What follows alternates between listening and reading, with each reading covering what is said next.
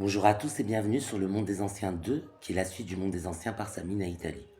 Alors, rendons au Bouddha ce qui est au Bouddha. Au Bouddha, nous devons beaucoup, notamment la psychanalyse, même la psychiatrie générale, je dirais, parce que si vous écoutez les spécialistes qui gèrent les cas psychiatriques ou en psychanalyse ou en psychologie aussi, on fait ça, les spécialistes parlent toujours de deuil, faire le deuil de quelque chose qui dépasse votre pouvoir.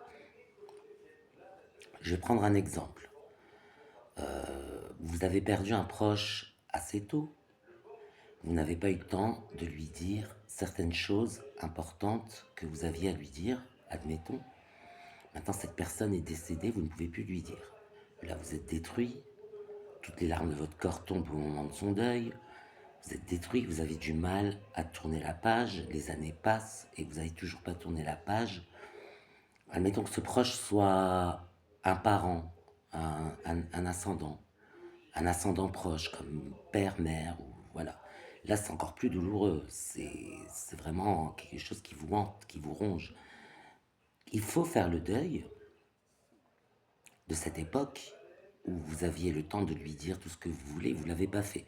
Déjà, le psychiatre ou le psychanalyste ou le psychothérapeute va vous dire que si vous n'aviez pas profité de cette période où il était encore en vie pour lui dire tout ce dont vous aviez à lui dire, ce n'est pas sans raison. Il y a probablement des raisons qui vous auraient mené au même résultat, même s'il était encore vivant, et que peu importe, vous l'avez pas fait parce que c'était pas possible. Déjà ça. Ensuite, il existe des moyens, comme l'avait conseillé le Bouddha, parce que c'est le Bouddha qui est à l'origine de cette manière de faire le deuil sur les choses qu'on n'a pas pu réaliser comme désir ou comme rêve. Le Bouddha, lui, nous conseillait de traverser un monde de rêve. C'est-à-dire que dans le rêve, on peut réaliser les choses qu'on n'a pas pu réaliser dans la réalité ordinaire, objective. Par exemple, pour ce cas de, de, de décès prématuré, vous pouvez vous adonner au spiritisme pour communiquer avec le défunt. Et là, vous verrez, même dans le rêve, même si c'est un rêve, puisque c'est du spiritisme, ça reste pas une science exacte, mais même si c'est un rêve, il y aura des points d'ancrage dans la réalité.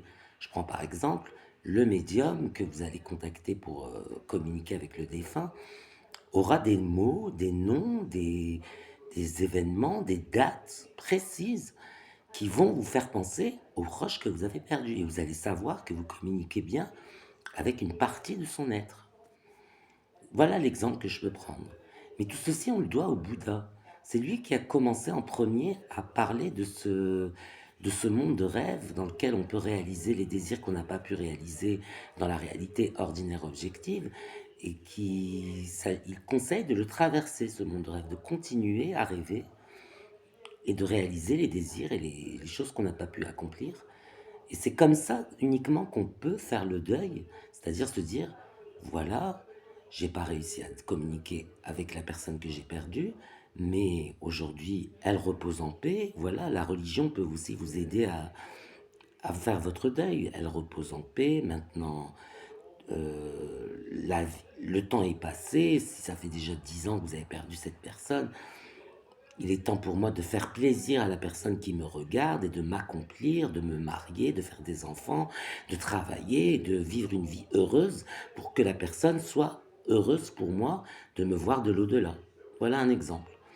J'ai pris un exemple simple, mais il y a des tas d'exemples comme ça qui peuvent vous conforter dans le fait que faire le deuil est la seule solution pour tourner une page définitive sur le passé.